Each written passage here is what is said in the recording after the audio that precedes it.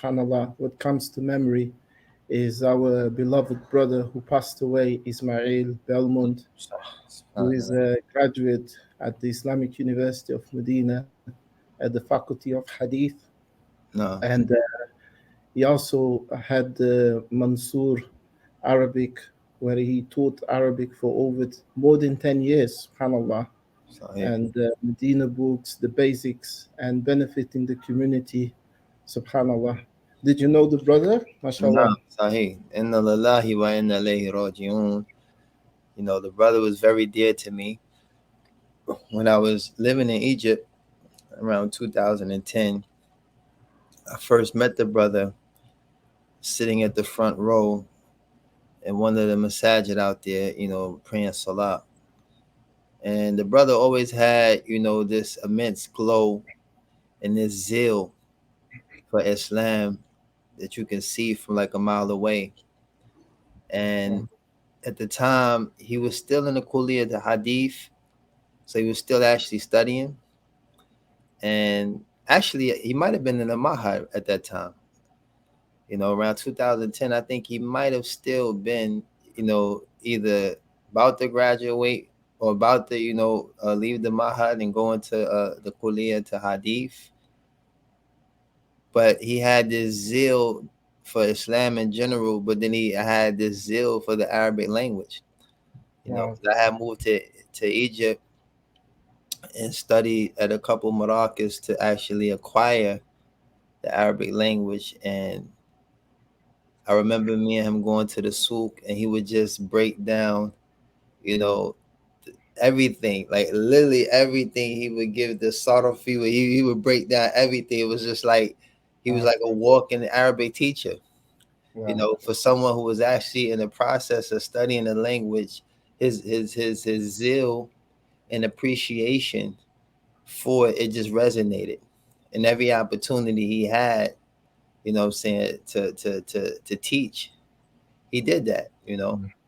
So, you know, and then we met again right before I went to prison. I made Hajj, and we met out in Saudi Arabia when he was at the Jamia at the time.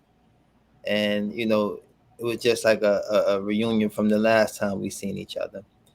And it's crazy because when I got arrested in Belgium, he had gifted me with this oud. It was like oud mixed with some misk.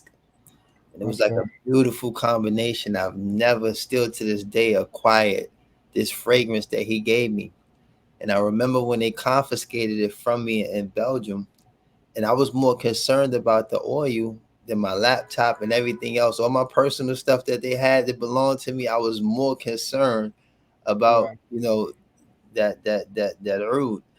So, you know, I remember even asking one of the officers who actually, you know, he looked out, he was a Muslim, alhamdulillah, and he actually, you know, he actually gave me some oil I wasn't supposed to have, but he gave it to me because he must have heard my several complaints.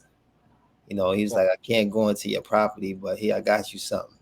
So it was just like I was the only guy that really had my own bottle of, you know what I'm saying, Ether, and it was just like I've always chased that fragrance. And then, you know, alhamdulillah, to be able to talk to the brother a couple times before he returned to Allah, you know, I saw, you know, an individual who definitely was preparing himself to meet his Lord.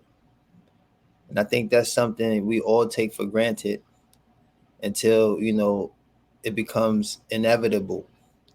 You know, a lot of us don't have that opportunity, you know, to have your health gradually, you know, depleting, and you knowing that you're getting closer and closer to meeting your Lord, you know, opposed to, you know, returning to Allah abruptly, you know, by his decree or anything, you know, contrary to that opportunity to take a small window of time or a certain amount of time to increase in good and increase in, you know, drawing closer to Allah, knowing that you're gonna meet him.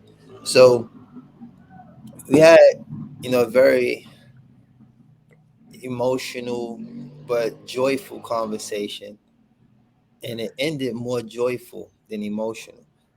Wow. And I was just talking to another brother, Abdul Wahab. They studied together. They were really tight. And Abdul Wahab, Yeah, I know Abdul Wahab very well. yeah, Subhanallah. that's my brother, man. You know, Wow. and we were just talking about Subhanallah. a kind of a guilt that I had. You know, may Allah forgive me. But you know, I kind of felt like I could have reached out some more. But I think that a part of me, because the last conversation that we had ended on such a good note. He was smiling, and I just wanted to leave with that. It's like I didn't want to tarnish all of the goodness and all of the, you know, the benefit and all the beauty that came with, you know, knowing him for so many years and being able to see him in such a weakened state but still remain strong, and also maintain that zeal and that love for Allah and His Messenger and His blessed Deen of Islam, and to, you know, champion a legacy, which, you know, I want to definitely reach out to the family, you know, that what he established has to be sustained. It has to be something that has to continue. And I hope that, you know, any and everybody that ever been blessed to have this brother in your presence or have this brother in your life take some initiative to contribute to making sure that his legacy continues. You know, because this is sadaqah jariyah for the brother, inshallah. SubhanAllah. So yeah, so you know, just, you know, it was hard because everyone that hit me, I didn't even hit back. You know what I'm saying? The brother Musa, you might know Musa from Brooklyn. He was out there with Abdul Wahab as well, you know. And SubhanAllah. there's another brother, Wali, reached out to me that owned the Black Road. He reached out. There's a few people reached out to me, and you know, and may Allah forgive me for not responding because it was a lot for me to process. SubhanAllah. You know, Allah yarhamuhu, no, and grant him the highest level of paradise. SubhanAllah. I mean, Allahumma You know, ameen. I mean, subhanallah, I do regret as well because I met him last time in Hajj 2 3 years ago. We met in the hotel, and we had an opportunity to talk shortly.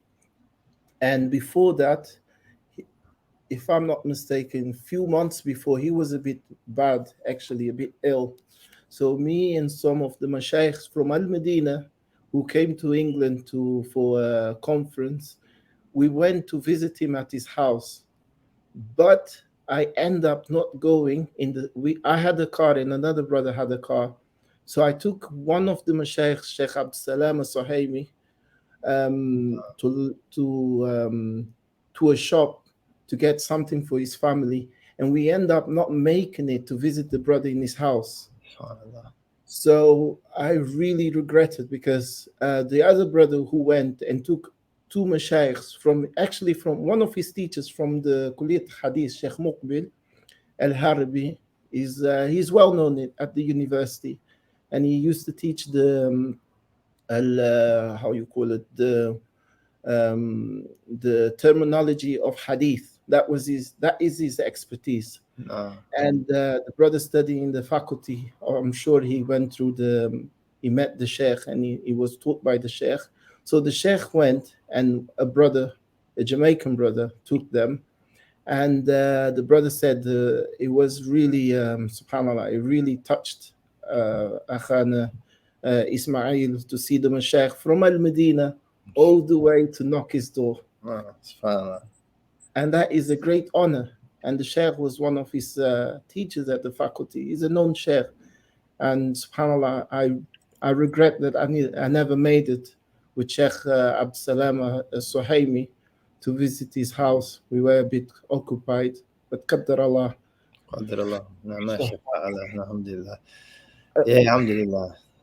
He let will me be. play a short video that I've seen on the social media of the brother, and to see his, mashallah, his concerns while very ill. And it could be a source of inspiration for us as well to see how the brother conducted himself and was upon istiqamah, and his concern was always surrounded about it in regards to his deen and salah and meeting his Lord is very inspirational. Let me share. Bismillah. Allahu Akbar. Naam. Ultimately, right now, all I want is Allah to be happy with me. That's my, like, if I had like a million things going through my mind, that would be at the top of the list. I just want Allah to be happy with me. I want Allah to be happy with me. And I want forgiveness. That's it. Two things. Happiness and forgiveness. This is like my advice to you guys. Allahu A'lam. Some of you people that you might be in my situation and I just don't know. Some of you might be fit and healthy. Some of you might be practicing. Some of you might not be practicing as much as you probably wish you would. Whether you're older than me or whether you're younger than me, take this advice from your brother, whether I'm your little brother or whether I'm your older brother. Take this advice from your brother. Right now, how I feel, I want Allah to be pleased with me and I want Allah to forgive me. That's deep. SubhanAllah.